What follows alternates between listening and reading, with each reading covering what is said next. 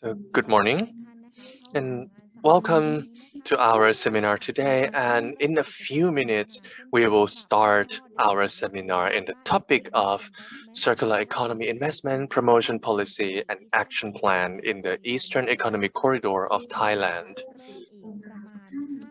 We will start the seminar in about 5 minutes.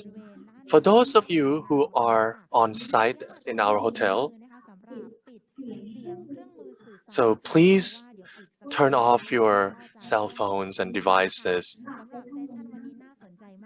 And the sessions today are very interesting.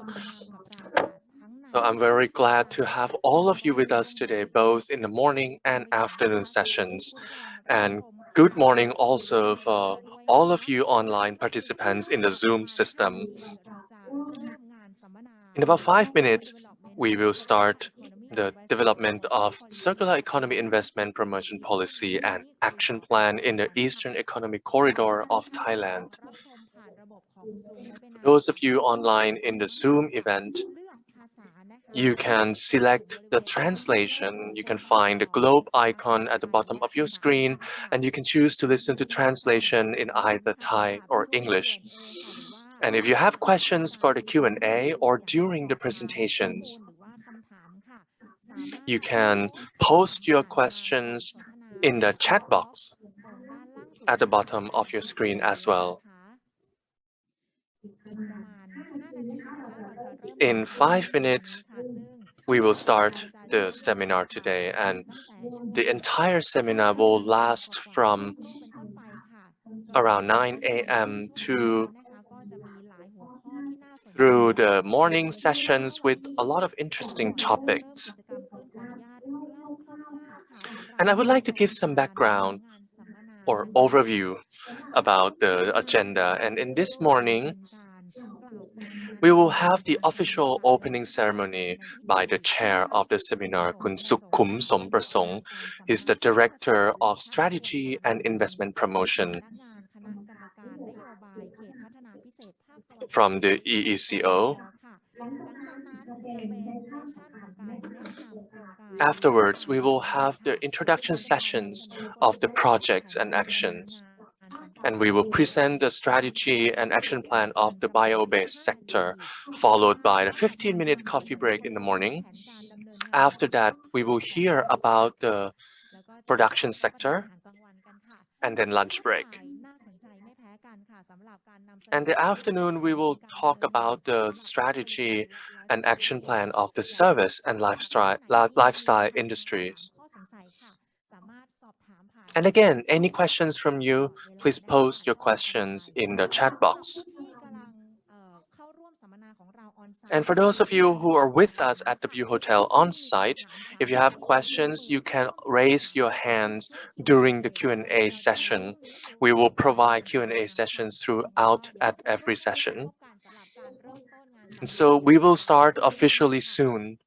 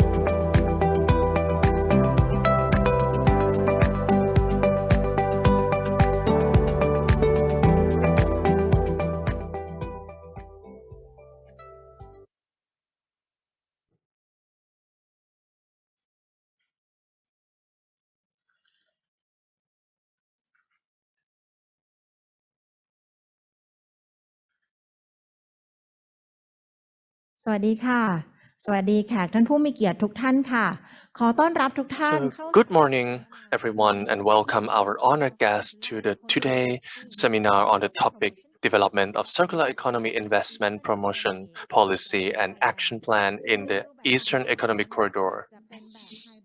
This seminar is conducted in hybrid format with speakers and participants presented here at W Hotel and with a live broadcast to online registered participants via Zoom webinar. My name is Pak Waranit Jirachai Pakingun or Chacha, and I am honored to be your moderator for the entire duration of this seminar. This seminar is not possible without our two key sponsors. The first one is the Eastern Economic Corridor Office of Thailand, or EECO. It's a vital public agency aiming to encourage investment, uplift innovation, and advance technology in Thailand for the future generation. EECO also acts as the business facilitator that adds value across the entire project lifecycle. EECO also coordinates closely and proactively with other public authorities and private sectors to ensure the success of the projects. And this formulates EEC as an example for Thailand's future area-based development that contemplates economic, social, and environmental advancement.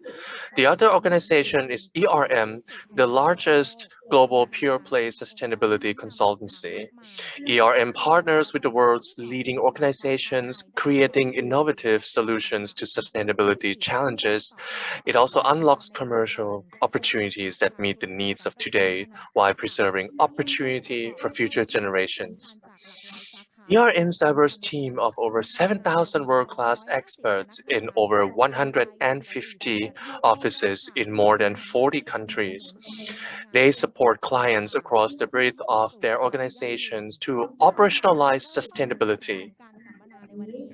Before we go into the agenda, I would like to give some logistical information. So we encourage full participation from all of the participants.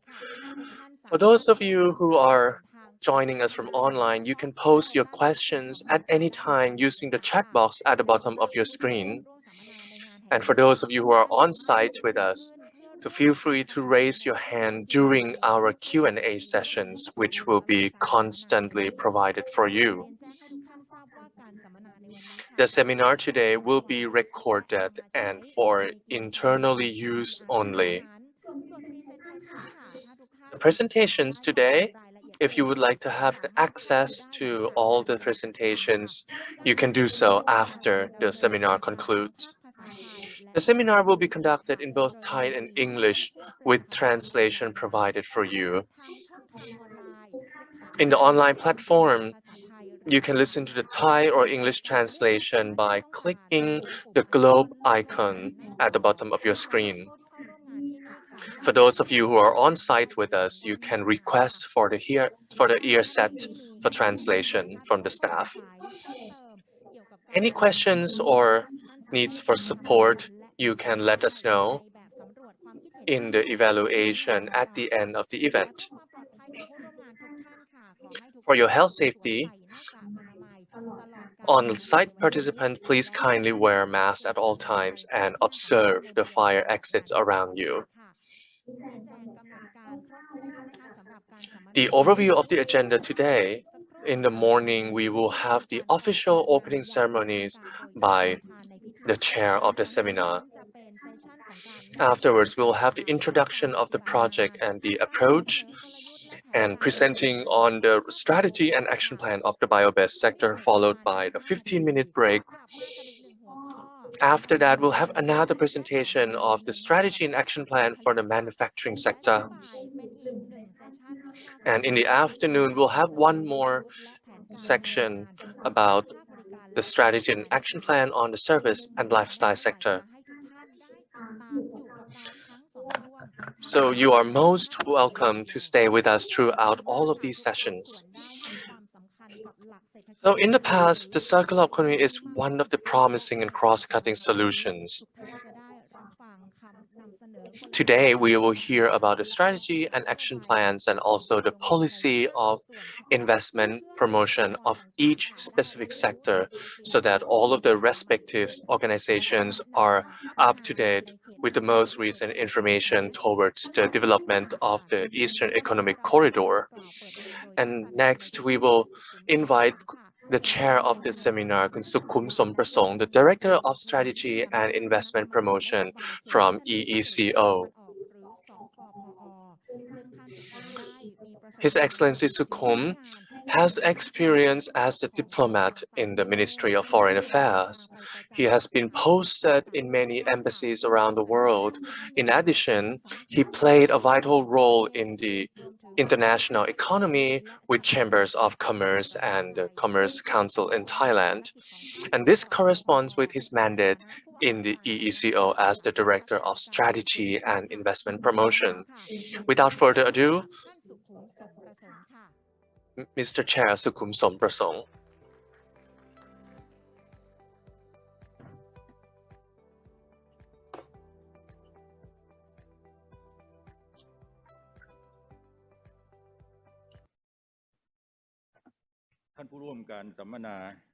Okay, so good morning, all participants.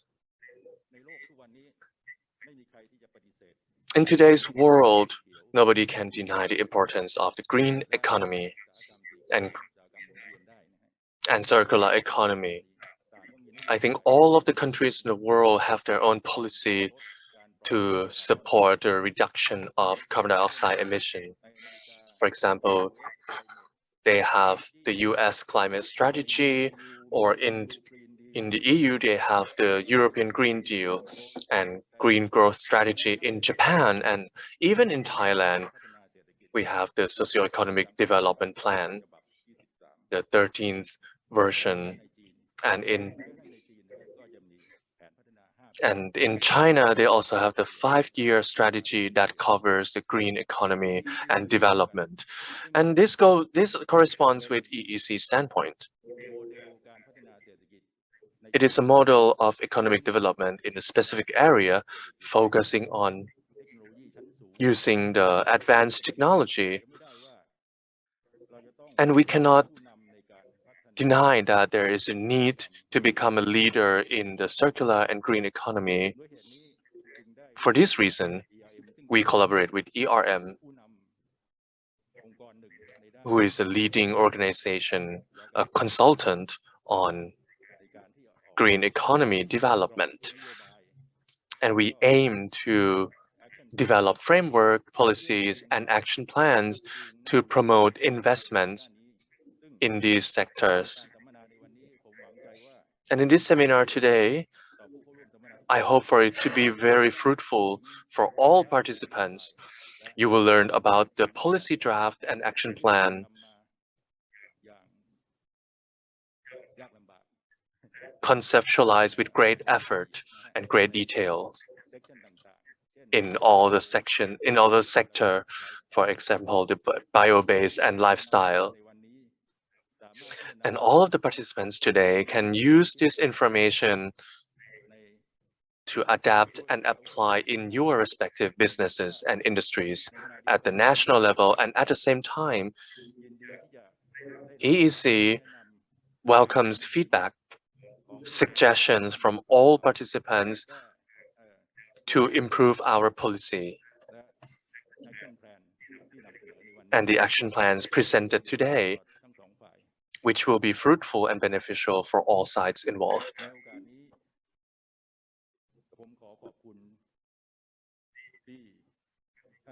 And in this occasion, I would like to express my gratitude for your time and participation. And I wish this seminar to be very fruitful for both organizers and participants. And it is an auspicious time to officially declare this seminar open. So many thanks to Sukhum Somprasong, the Director of International Affairs Division, Economic Corridor Office of Thailand, EECO, to be the chair and give the opening remarks for our seminar. And next, for us to understand the development plan of the investment and policy for the economic development in the EEC, and also the objectives of the seminar today. So let us welcome Kun Nat Wanichyangun, Managing Partner of ERM Siam.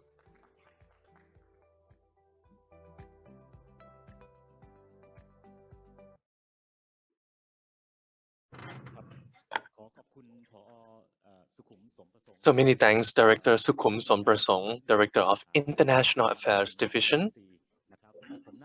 So my name is Nat Wanichyangun, and I am a managing partner of ERM, and I'm very pleased to give an introduction.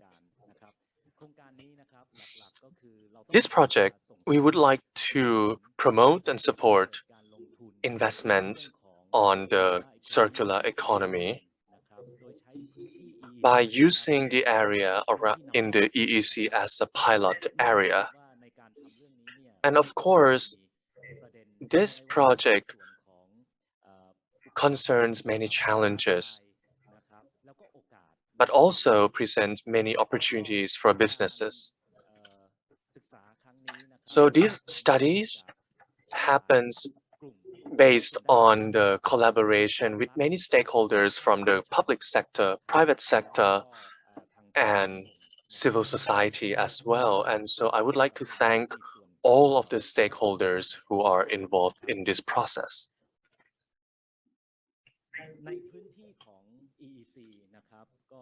In Eastern Economic Corridor, or EEC, as we know, this is the area of 3 provinces in Thailand: Rayong, Chonburi, and Chachoengsao. These 3 province area, this is not a green field per se. It has industry with already advanced technology.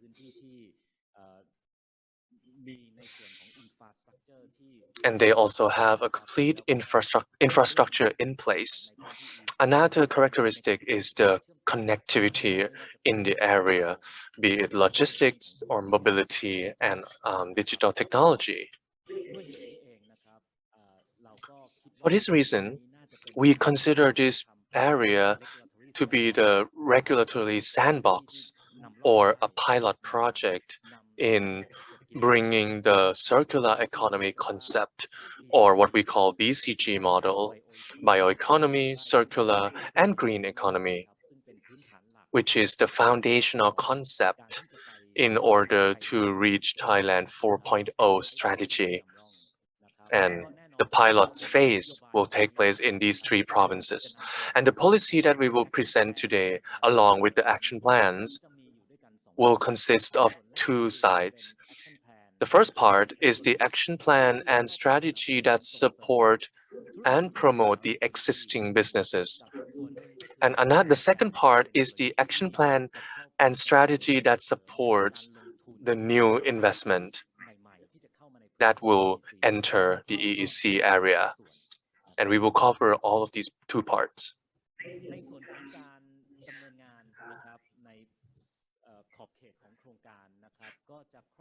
For the operation of the projects will cover 10 industries, and we divide the 10 target industries in 3 clusters.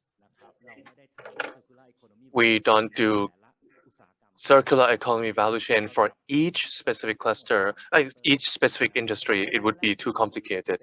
We capture only 3 clusters. The first cluster is bio-based or biotechnology economy. And the second cluster is the manufacturing aspect, using digital technology, for example, EVs, including in this second cluster. And the third one is the service cluster. And this includes the medical tourism and healthcare industries. So these are the 3 clusters covering 10 industries. Based on our studies, the biofuel or biochemical is our great advantage for Thailand. But even though there's a lot of advantages, but without proper management, it can become a disadvantage because we have a lot of agribusiness in Thailand. And when we consider the aspects of energy, petrochemical industry, or pharmaceutical industry, the bio-based or the agricultural will be the main feedstock of these manufacturing. And so if we can achieve our agribusiness to the point using the proper advanced technology with development in a way that doesn't create negative impact to the environment and the society. That means we can unlock the biofuel potential, which we are doing already, but it can be developed further to be a biochemical and biopharmaceutical, and that is our vision of Thailand 4.0 industry that we support. Another part is the technological and innovative collaboration, and based from the survey with our stakeholders. This is the point where people seek collaboration and support, especially in the upstream technology, research, and development. For example, the batteries. If we can make the batteries to be used for the future technology, that would be a true development. Another point is this, another key aspect is the supply chains. If we want to support and work on green economy, not just the major business owners that have to do the green transformation, because you have the commitment and you have the action plan in green economy. But what follows is the supply chains who have to make the green transition as well. Otherwise, we will not achieve the net zero ecosystem for Thailand. This then involves the decarbonizing. The major operators might not have a big problem to ensure the related supply chains or logistic systems in the products and services to become green as well. But it is not easy, and we have to support and promote the importance of this aspect. And the last aspect is the service-related industries,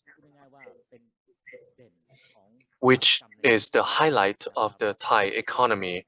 How do we build on top of the existing strength and success? Circular economy certainly will play a role to develop the concept of facility utilization in all of these aspects, meaning we will have a higher occupancy, or we can use the circular economy to use in resource recovery or waste management or waste to value.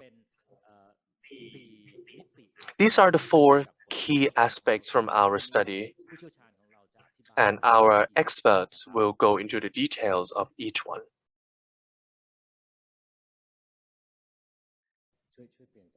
So next slide, please.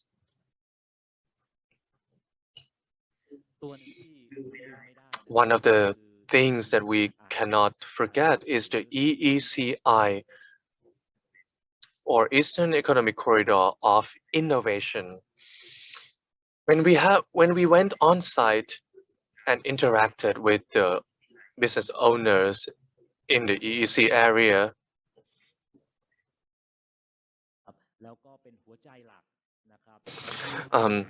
they already have support from the NSTDA, and we see that we have to improve the whole ecosystem, not just the upstream, but also downstream. The petrochemical industry in Thailand is an example that is a heavy industry. But what we lack is the knowledge and know-how.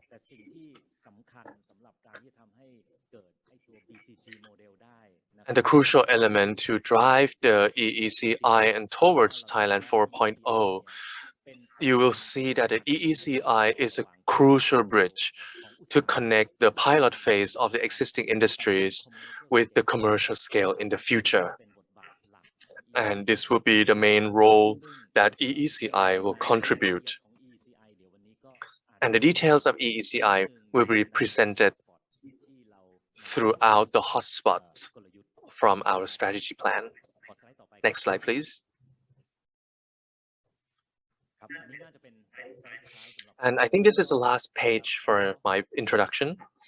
I will talk about the purpose of the project. In the seminar today, we would like to ask for your feedback for both on-site and online to give us recommendations whether our policy based on the study, is it implementable or is there something missing? And we will bring your feedback to incorporate, analyze, and develop the finalized version of our study. So thank you very much.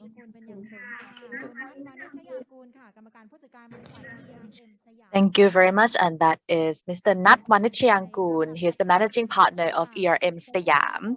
So for the first session, we have the honor of Ms. Rati Patrashaya. She's the principal consultant from ERM. She's going to present to us the strategy and action plan for driving circular economy investment in Thailand for bio-based sector.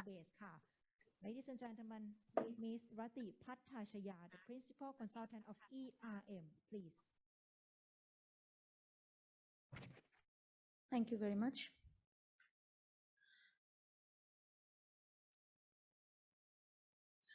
So with that introduction from Kunat, I will start off with giving you a quick overview of our approach and what methodology we adopted for this program.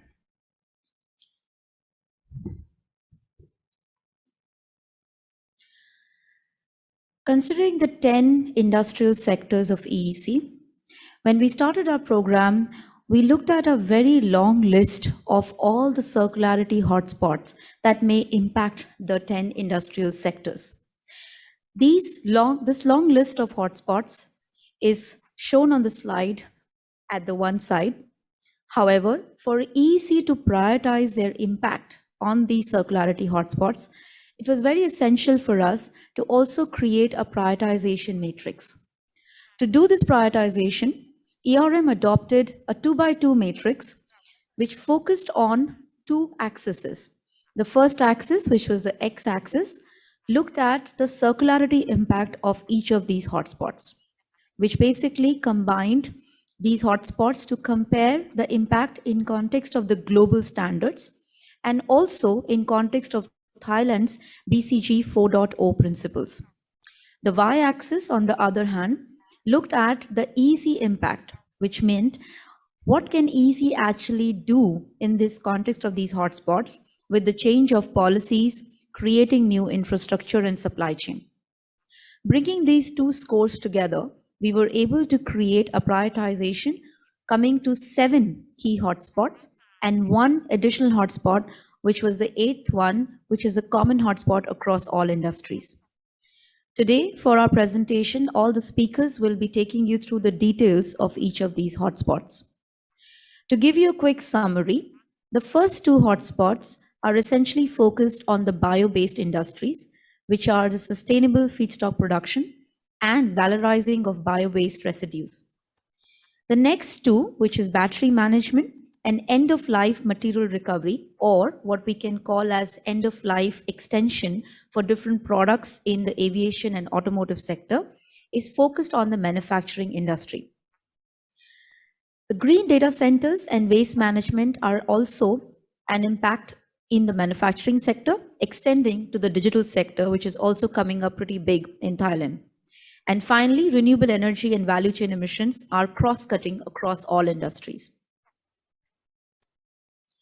Before we go on to the details of each of these hotspots, I would like to pause for a minute now and take your feedback about these 7 hotspots that we talked about. You will now be invited to go into a Mentimeter poll. I'll request if you can access your phones now. Open menti.com and enter the code as listed on the screen. you will be directed to your first question. Alternatively, you can also scan the QR code as given on the screen.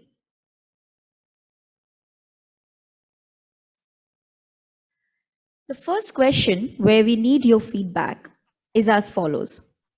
Please rank the hotspots that we just talked about in terms of the highest impact that EEC can make and the circularity impact that you see from these different hotspots. So essentially, we are asking you to rate these hotspots on the X and the Y axis.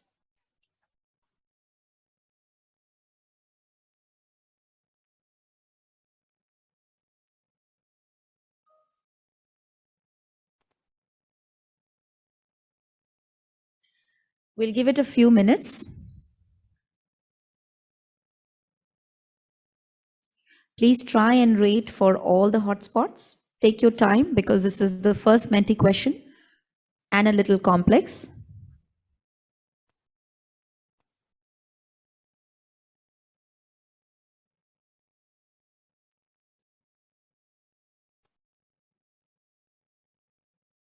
Great. I think some initial results are starting to come in. We'll give it a few more minutes.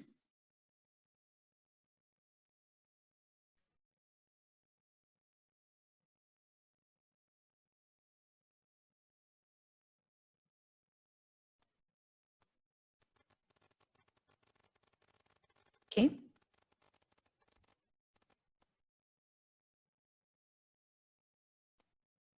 Interesting. Definitely seeing a shift.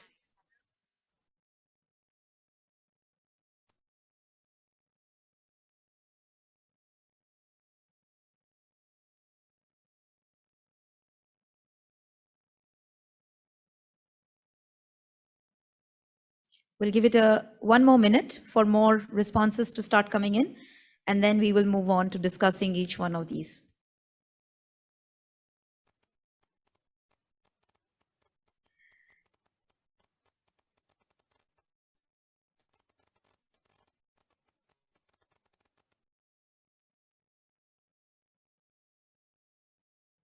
We have a pretty large audience on the Zoom link as well. Please try and put your votes as well.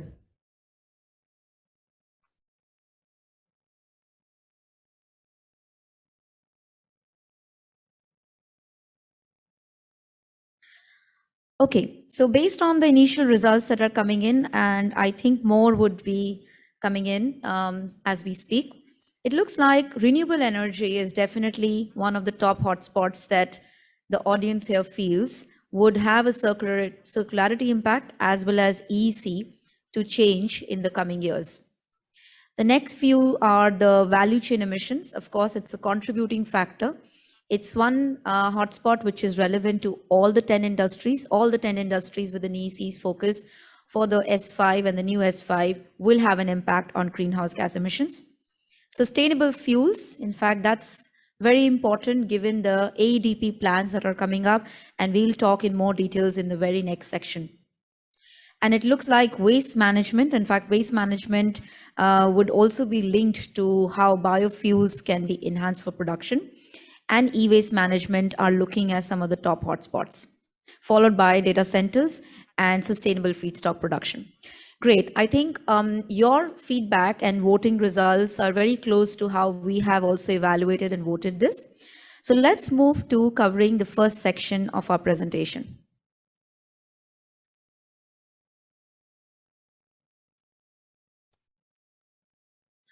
Okay, so to summarize, as we look at these 7 hotspots plus the common hotspot, it is important to note that none of these hotspots are a specific hotspot to a specific industry.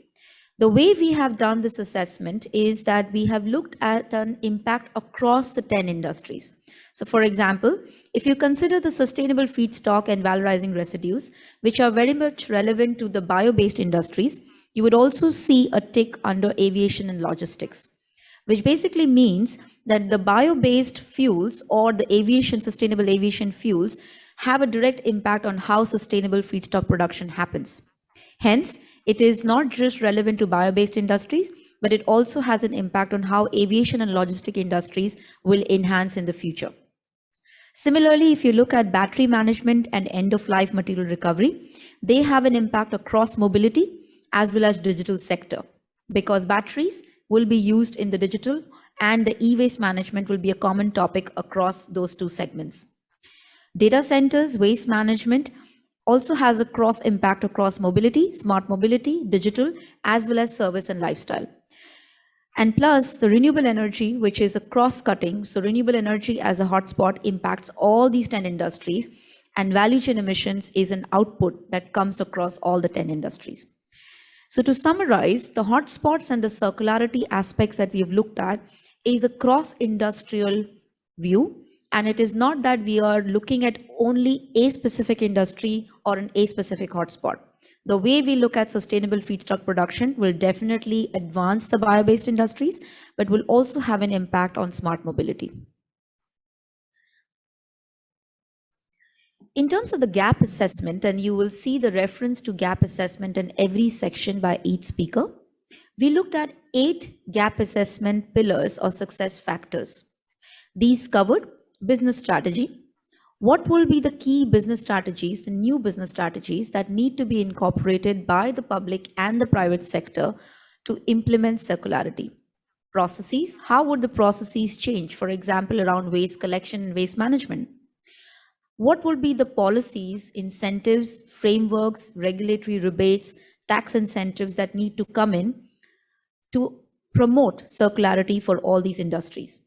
What kind of infrastructure needs to be built? What kind of socioeconomic culture needs to be in place to change the consumer behavior to move from a linear economy to a circular economy? What technology innovations need to come in place? How would the supply chain connect with each other? And finally, how would the public-private sector collaborate for partnerships across all levels and industries? So we have adopted these 8 pillars for our gap assessment. And throughout the study, you will see references to these 8 pillars in terms of understanding the current status and towards moving to a circular economy based on Thailand BCG 4.0. This is a quick snapshot of how the gap assessment will look like. We have used 3 levels of maturity for each of the clusters and across each of the 8 dimensions. The first level, which is indicated here in red, indicates an evolving nature, which reflects a beginning status of most of the policy frameworks, incentives, infrastructure, and supply chain for the respective hotspot as against the industry. The amber, or the strengthening state, refers to policies, incentives, or infrastructure which are fast moving within Thailand. It refers to places or hotspots which already have an investment in place, a policy in place, and there is an increasing amount of public-private partnerships happening for these specific hotspots. Finally, established or the green status, these are indicative of mature policies in place in Thailand and within EEC to promote the specific hotspot. However, these would also need further sustenance as we move along. Finally, as we look at the circular economy framework, it was important to define the pillars or the enabling elements that EEC would look at for promoting circular economy. Here, because circular economy is a worldwide best practice, we looked at international best practices and we created 4 pillars in specific context of EEC and Thailand. The first one focuses on design for circularity. This pillar is essentially talking about redesigning business practices, business models to consider circularity right in the beginning of creating a manufacturing setup, a supply chain, or infrastructure. Design for circularity focuses on regenerative resources, working with the right material, and most importantly, extending the life cycle of a given material. The second one is focusing on rethinking the business models. This basically promotes creating economic incentives, rewards, and mechanisms to support circularity for new businesses. The third, and probably the most important, is promoting collaboration. This is one area that EEC would be most instrumental in by creating public-private partnerships for more transparent collaborations for circular economy implementation. And finally, last but not the least, would be how circularity would be tech-enabled through digital online platforms, connectivity to connect supply chains, create transparency, and bring more agility for implementation